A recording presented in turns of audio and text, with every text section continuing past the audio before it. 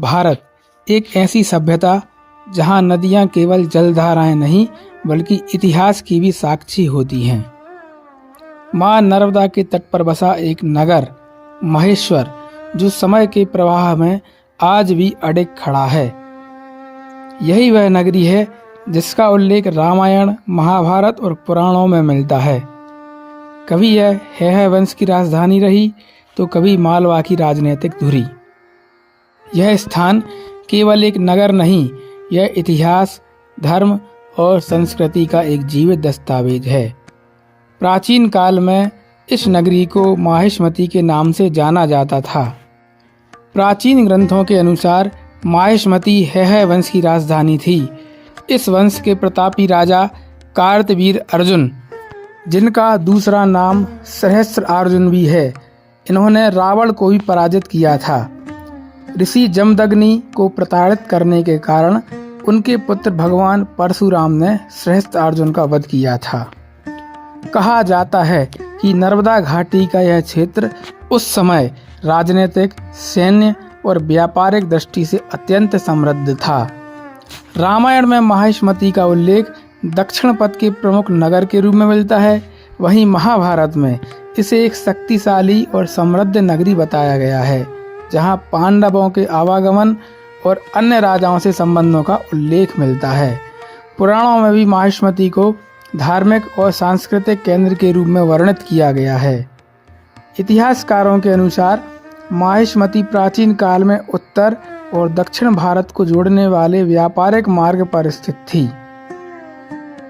नर्मदा नदी के कारण यहाँ कृषि, जल परिवहन और व्यापार का विकास हुआ, जिससे यह नगर शीघ्र ही एक महत्वपूर्ण शहरी केंद्र के रूप में विख्यात हो गया। महेश्वर के इतिहास का सबसे स्वर्णिम अध्याय प्रारंभ होता है 18वीं शताब्दी में, जब मराठा साम्राज्य के अंतर्गत मल्हार राव होलकर ने इस क्षेत्र को अपने अधिकार में ले लिया। महेश्वर का नाम आते ही जिस व्यक्तित्व की छवि सबसे पहले उभरती है वह है लोकमाता महारानी अहिल्याबाई होलकर। महेश्वर केवल उनकी राजधानी नहीं था, बल्कि यह उनका आध्यात्मिक केंद्र, कर्मभूमि और स्मृति स्थल भी था। बात की जाए अहिल्याबाई के प्रारंभिक जीवन की, तो अहिल्याबाई का जन्म 31 मई 1725 ईस्वी में महाराष्ट्र के चौड़ी नामक गांव में हुआ था। उनका विवाह होलकर वंश के युवराज खंडेराव होलकर से संपन्न हुआ।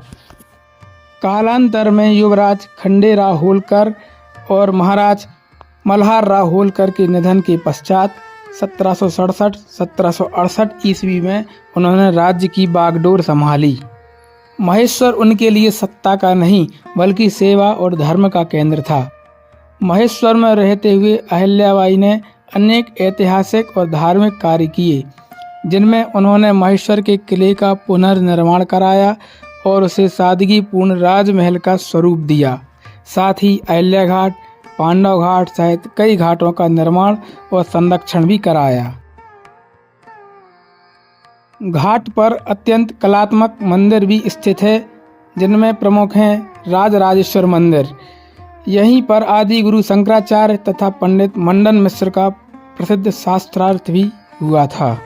महेश्वर उनकी कर्मभूमि थी, लेकिन उनका प्रभाव पूरे भारत में फैला। उन्होंने काशी विश्वनाथ मंदिर का पुनर्निर्माण कराया, सोमनाथ मंदिर का जीर्णोद्धार कराया, द्वारका, गया, रामेश्वरम, उज्जैन जैसे तीर्थों का भी विकास कराया।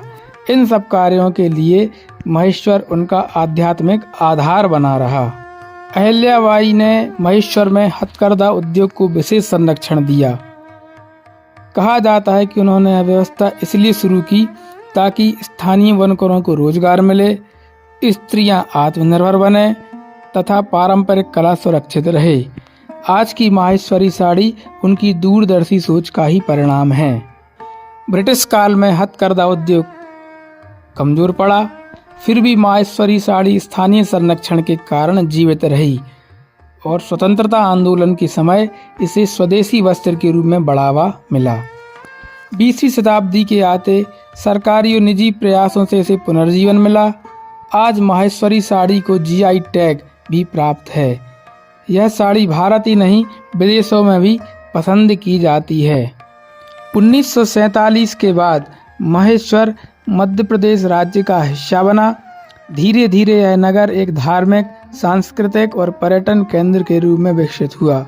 आज का महेश्वर नर्मदा परिक्रमा का एक प्रमुख पड़ाव है, एक ऐतिहासिक पर्यटन स्थल है, माहेश्वरी साड़ियों के लिए अंतर्राष्ट्रीय केंद्र के रूप में विख्यात है तथा फिल्म और डॉक्यूमेंट्री शूटिंग के लिए भी पसंदीदा स्थान बना हुआ है।